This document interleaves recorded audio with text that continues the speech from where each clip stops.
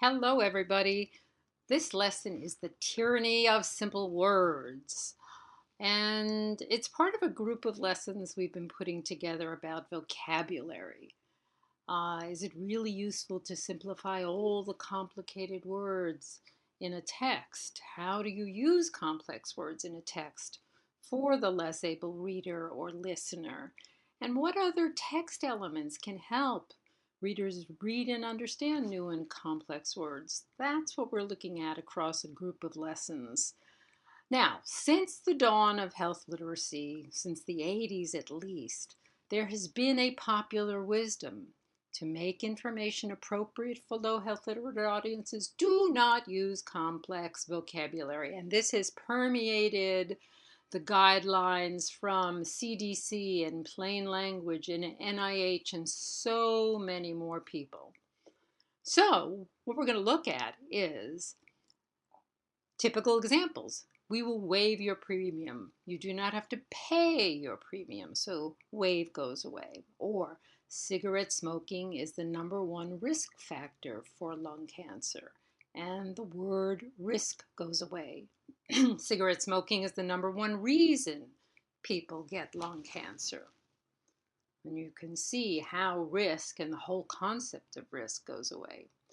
People are exposed to secondhand smoke in public places becomes on the rewrite.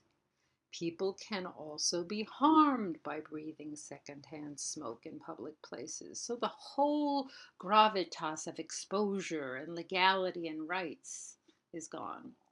So for those of you who know me and know our lessons, there's this message on my morning coffee cup that says, don't believe everything you think.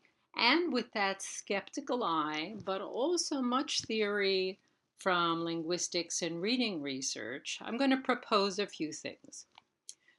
We learn new words all through life. Now we know young kids are sponges. They're learning 2,000 to 3,000 new words each year. That's 6 to 8 words per day. But I have learned words in the last few years.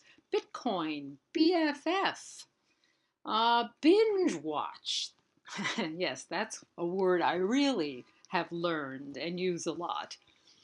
And of course, the ever present word selfie. So I continue to learn words all the time, and so do you.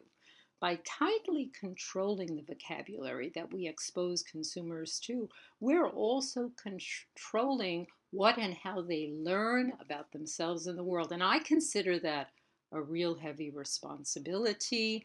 And added to that, I also propose that simplifying vocabulary has overpromised, has not yielded the kinds of improvements in understanding of health and science that we hope for. So look for more lessons about this topic, and I hope that you find this interesting, provocative, but also as a way forward with dealing with complexity and simplicity.